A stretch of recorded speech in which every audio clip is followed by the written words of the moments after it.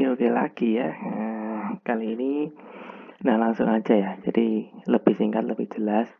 Kita akan membahas masalah apa sih sebenarnya penyebab status sinkronisasi LTMPT kita itu bisa gagal seperti itu. Apakah bisa gagal, Min? Ya pasti bisa lah. Itu karena ada suatu kendala atau kekurangan seperti itu. Kemudian apa aja sih penyebabnya status sinkronisasi LTMPT di akun KIP kuliah kalian itu bisa gagal? Itu pada intinya adalah seperti ini. Data pokok antara KIP kuliah dan LTMPT 2021 kalian itu harus sama.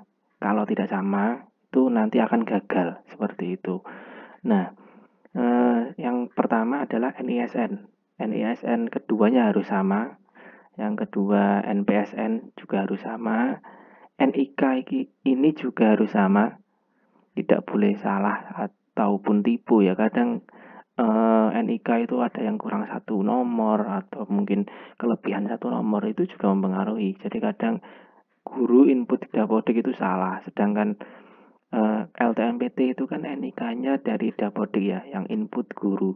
Sedangkan di KIP kuliah itu NIK-nya dari data DTKS, dari data Kemensos seperti itu. Jadi kalau tidak sama, ya tidak akan tersinkron, gagal seperti itu.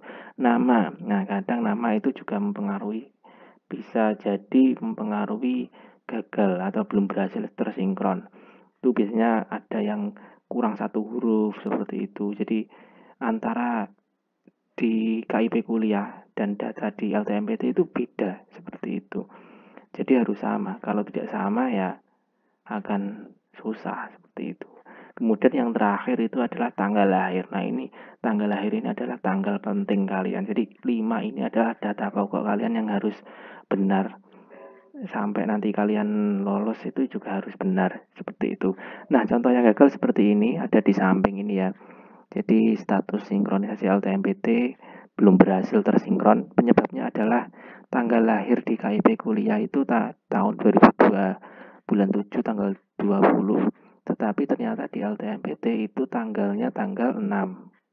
Di sini bedanya tanggal 20 sama tanggal 6. Nah, penyebab inilah yang dapat menyebabkan belum berhasil tersinkronisasi. Apabila ini tidak diselesaikan, nantinya kalian akan menjadi pendaftar reguler seperti itu karena belum tersinkron. Nah, solusinya adalah mohon agar samakan data tanggal lahir dengan data LTMPT.